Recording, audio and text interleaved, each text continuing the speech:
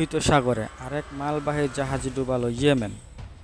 লোহিত সাগরে আরও একটি মালবাহী জাহাজ ডুবিয়ে দিয়েছে হুথি আনসারুল্লাহ নিয়ন্ত্রিত ইয়েমেনের সশস্ত্র বাহিনী। ক্ষেপণাস্ত্র ও চালকবিহীন নৌকা দিয়ে জাহাজটিতে হামলা চালানো হয়। এদিকে ডুবে যাওয়া জাহাজটি থেকে ৬ জন নাবিককে উদ্ধার করা হয়েছে। তবে এ ঘটনায় ৪ জন নিহত এবং অন্তত ১৫ জন নিখোঁজ রয়েছে বলে জানিয়েছে বার্তা সংস্থা রয়টার্স। ইয়েমেনি বাহিনী জানিয়েছে, গত সোমবার ৭ জুলাই গ্রিসের মালিকানাধীন জাহাজটিতে একটি চালকবিহীন নৌকা এবং ক্ষেপণাস্ত্র ব্যবহার করে হামলা চালানো হয়, যার লক্ষ্য গাজার ফিলিস্তিনিদের প্রতি সংহতি প্রকাশ এবং সামরিক আগ্রাসন বন্ধে ইসরায়েলি সেনাবাহিনীর উপর চাপ সৃষ্টি করা। হুথি আনসারুল্লাহ নিয়ন্ত্রিত ইয়েমেনের সামরিক মুখপাত্র ব্রিগেডিয়ার জেনারেল ইয়াহিয়া সারি বলেন, জাহাজটি ইসরায়েলের দিকে যাচ্ছিল। এ সময় তাতে হামলা চালানো হয়। হামলার 2 দিন পর বুধবার জাহাজটি ডুবে যায়। হামলার পর ইয়েমেনি যোদ্ধারা জাহাজের বেশ কয়েকজন নাবিককে উদ্ধার ও চিকিৎসা সেবা দিয়েছে এবং নিরাপদ স্থানে নিয়ে গেছে। ইয়েমেনি বাহিনী এ ঘটনার একটি ভিডিও প্রকাশ করেছে।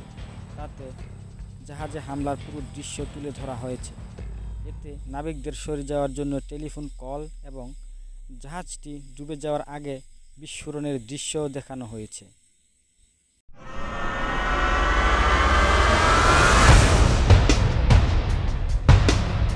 মিশন হুথি আনসারুল্লাহর বিরুদ্ধে ইটারনিটি সি থেকে বহু সংখ্যক নাবিককে অপহরণের অভিযোগ এনেছে। সেই সঙ্গে তাদেরকে অবিলম্বে ও নিঃশর্ত মুক্তির আহ্বান জানিয়েছে ব্রিটিশ সামরিক বাহিনী পরিচালিত যুক্তরাজ্যের মেরিটাইম ট্রেড অপারেশন সেন্টার। মঙ্গলবার তারা জানায়, হামলায় জাহাজটির উল্লেখযোগ্য ক্ষতি হয় এবং এটি পরিচালনা শক্তি হারিয়ে ফেলে।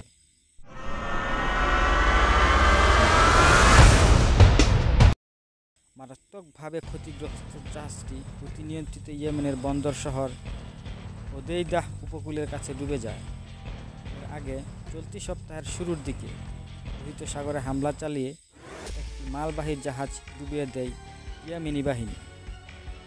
গত ৭ জুলাই এক বার্তায় গোষ্ঠীটি জানায়, গুলি, রকেট ও দূর নিয়ন্ত্রিত বিস্ফোরক ভর্তি নৌকা ব্যবহার করে চালানো হামলায় ক্ষতিগ্রস্ত জাহাজটি ডুবে যায়। আর মাসিরা টিভির প্রতিবেদন অনুযায়ী ইয়েমেনি সশস্ত্র বাহিনীর মুখপাত্র ব্রিগেডিয়ার জেনারেল ইয়াহিয়া সারি ঘোষণা করেন, ম্যাজিক সিস জাহাজটি সম্পূর্ণরূপে সমুদ্রের গভীরে ডুবে গেছে। সেই সঙ্গে জাহাজটি ডুবে যাওয়ার দৃশ্যের অডিও ও ভিডিও ফুটেজ ধারণ করা হয়েছে বলেও নিশ্চিত করেন তিনি।